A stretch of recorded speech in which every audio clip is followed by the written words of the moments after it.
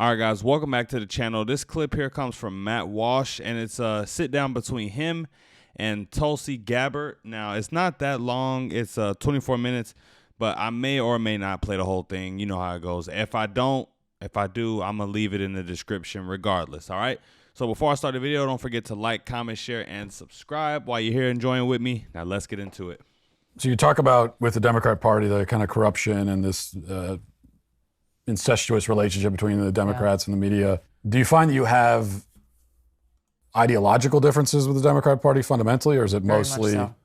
Very much so. And increasingly over time. You know, the party that I joined back in 2002 when I ran for the state house in Hawaii was a party that was still, and especially so in my home state of Hawaii, very much a Big Ten inclusive party, very much a party that was about fighting for working people. It was a party that stood up still for free speech, for, you know, civil liberties, civil rights, you know, individual freedoms. Over time, we have come to this point where today's Democrat Party doesn't stand for any of those things. It's become a party that is of, by, and for the elite. It has become a party that is actively trying to undermine our fundamental freedoms and rights, a party that is hostile towards not only free speech, but freedom of religion, and a party that has become the war party. Some of the criticisms that I saw coming from Democrat leaders and talking heads when I announced my decision to leave was, oh, of course, she's going to go join those anti-war people, obviously not referring to the Democrat Party. So they've just given up the anti-war. Apparently. When I was growing up, it was Iraq War and right. Code Pink, and the Democrats were definitely the anti-war party, but right. That's not the case anymore. It is clearly not the case, clearly in the pocket of the military-industrial complex, and that's been evident through you know, the recent votes that have taken place as this escalation of this proxy war against Russia is going on and sending tens of billions of dollars to Ukraine. Not a single Democrat, not even those who claim to be the so-called progressive champions, voted against that funding. It was Republicans in the House and the Senate who were the sole opposing voices, or even those just saying, hey, let's answer the basic questions about what is our objective? What are we trying to accomplish? Let's make sure we know if we're sending money to go fund this war, where is that money going? And how can we be held to account for those taxpayer dollars to our voters? None of that was allowed to happen. And the questions that were being asked were coming from Republicans. Are you worried that? Now, that's interesting to hear because, you know, most people who aren't interested or, you know, too invested in the politics, when you tell them to name the party who's, you know, closely tied with the military-industrial complex, who's funding the wars, everyone would probably just off the top of their head say Republican. And again, I'm talking about people who aren't generally into politics. But, you know, this is Tulsi Gabbard speaking, someone who's, like she just said, has been in politics for years. She started off in the Democratic Party. She was in Hawaii, you know, and she has witnessed the party just completely change and to change into something that doesn't align with her morally and doesn't align with her values. And that's how most people feel. That's how most people feel who go from Democrat to Republican. That's exactly the moment that they have, that revelation that they have. Like, whoa, like we've you know, we were in the middle, but we've gone way too far to the left. I can't sign off on this. We're barreling into a nuclear conflict? Deeply concerned. You think that's a plausible thing to worry about? I think that is exactly where we are, and we should all be concerned about that. We should all be demanding answers and action from leaders, people in Congress and the Biden administration of why they have allowed us to get to this point where we are closer to the brink of nuclear I could hardly call them leaders. War than we have been before, and why the Biden administration isn't using its position to push for a negotiated peaceful end to this war. That is the best way to help the people of Ukraine, and that's the best way for us as Americans in the world to avoid a nuclear catastrophe. What's the reaction been like ever since you made your announcement, particularly on the left or I don't know if you still had any friends in the Democrat Party. I do, a couple. What was that reaction like? People, I've gotten some nice messages from a few folks who are either still in the Democrat Party or even still holding office. I've been speaking the truth and about my criticisms of the Democrat Party for a few years now, and so those who had a problem with that have stopped talking to me a long time ago, which is part of the problem, is an unwillingness to have an honest conversation about how to be better, even as a party, and focus more on fighting for people rather than power in Washington. Yeah, I guess this is just a little anecdotal evidence for me, but I have a close friend, and he works at the Capitol. At the Capitol in Springfield, Illinois, and me, since I'm interested in politics, I asked him, is it so polarized, and is the beef really so petty inside that building the same way that it is, in Washington D.C. and in Congress, like in the on the national scale of politics, and he said no, generally when they have to get things done. When they really have to get important things done, important legislation pushed through or whatever, they come together, put aside their differences, and they don't make it so much about politics, but they make it more about the people. And I mean, that's just what he says, but that'd be nice. You know what I'm saying? Because making it about the people who you're serving at the end of the day should be the bottom line. But the thing that has been heartening to me is how many people I've just heard from across the country and different places that I've gone in the last week are people who are Democrats or who were Democrats who say, I've been through what you're going through. Thank you for saying the things that I've been feeling and have been frustrating me.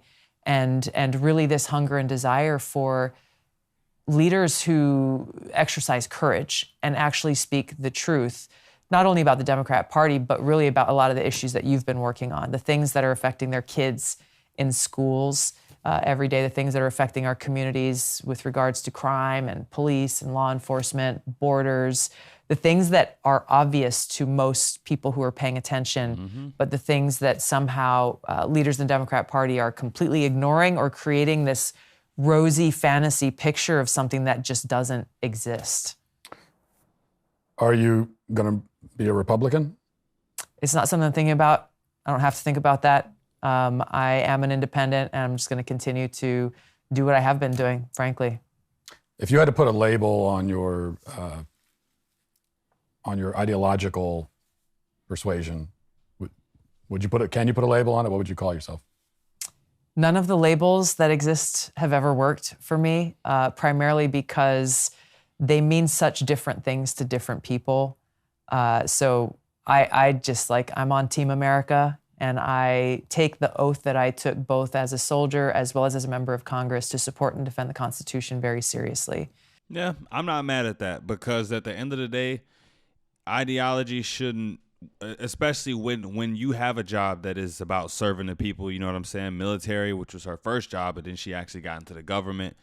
When you have a job like that, ideology shouldn't take precedent over the people. You know what I'm saying? So I'm not mad at I'm not mad at her not wanting to be a Republican or her saying that she's independent. Let her do what she wants to do. It's all good. At least she ain't, a lunatic. So that's my foundation. That's my focus. And all of the other labels to me don't matter in this country if they're attached to people who aren't grounded in that place, on that foundation. Put you on a spot on one other question. I'm sure you've seen, maybe this is more like fan fiction, but I'm sure you've seen people saying, well, what about Tulsi Gabbard as a VP on a Republican ticket in 2024? What do you think about that? I don't know. I don't really deal in the hypotheticals, and it's hard I think it's hard for anybody to really look at 2024 without looking at what's going to happen in the next few weeks in this election, because it will have such a direct impact on the challenges and the things that we're dealing with every day now, including nuclear war. What do you think happens in 2022? My hope is that there are more Americans who, even if they're afraid to speak up in their everyday lives, at work, amongst friends or family, because of this cancel culture we live in, that they exercise their freedom to go and cast their vote for people who stand for freedom, who stand for the well-being of our country. Yeah, and that's how it started out for me, right? When in 2020, when my, I guess you can call it, conversion happened, I didn't start off by making a YouTube channel and doing what I'm doing now. I just went out and I voted. I voted unlike I was supposed to vote. And what I'm saying? I just, I watched the media that I like to watch. And, I did have to keep quite a few things, just to myself for a bit until I found the confidence to just say it freely and willingly anywhere. But yeah, I mean, that's how it starts. At the very least, go express it at the polls. Against this radical so-called woke agenda that the Democrat Party in power is shoving down our throats. I also wanted to ask you, you mentioned your situation with Google, and we know what happened with the Hunter Biden laptop story and yes. big tech censorship. So where do you stand on, does the government have a role in preventing or regulating the sort of big tech censorship, and is there any role there for the government, do you think? I think that, and this was something I worked on in Congress, that Section 230 that provides these big tech social media companies with the liability protection, it needs to be fixed and it needs to be reformed, because they have this protection given the fact that they are platforms, but they are acting like they are news companies essentially, and as they pick and choose whose voices get to be heard. They're not that neutral arbiter of this open marketplace of ideas. That law is very outdated and the language is problematic, and that is, I think, the first step that needs to change. And of course, I want to talk to you about the issue that one of the reasons that you're here, you'll be, well, by the time this comes out, you will have spoken at our rally in Nashville, the Rally to End Child Mutilation. When did you start sort of getting invested in that issue, and just like talk about your views on that? Yeah, I mean, it started while I was in Congress. A good friend of mine is Congressman Markwayne Mullin from Oklahoma. We were elected at the same time. I've gotten to know, he is running to be the U.S. Senator from Oklahoma, and I'm going to go and help campaign for him. But I've gotten really close with him and his family. He's got 3 little girls. All of them are very competitive wrestlers, along with his sons. And, this whole effort to undermine and redefine Title IX was what started to get me really interested in just the insanity of those pushing for this change, not rejecting the truth that there are biological differences between men and women, and then seeing how that has progressed to what we're seeing now, where, the Director of Health and Human Services is essentially threatening Child Protective Services to come and take your child away unless you as a parent provide this gender-affirming care, which leads to, these hormone treatments and irreversible surgeries that more and more we're seeing. Yeah, and it's all BS, because we know that they don't really care about, we know that they show through their actions that they don't care about children. The things that they promote, they don't actually care about children. So, and even like welfare programs, you can't have a dad in the house to get money. Like, they don't care about children. So to say that we'll take your kid if you don't give him gender affirming health care is, man, it's just, it's so many red flags just popping up all over the place.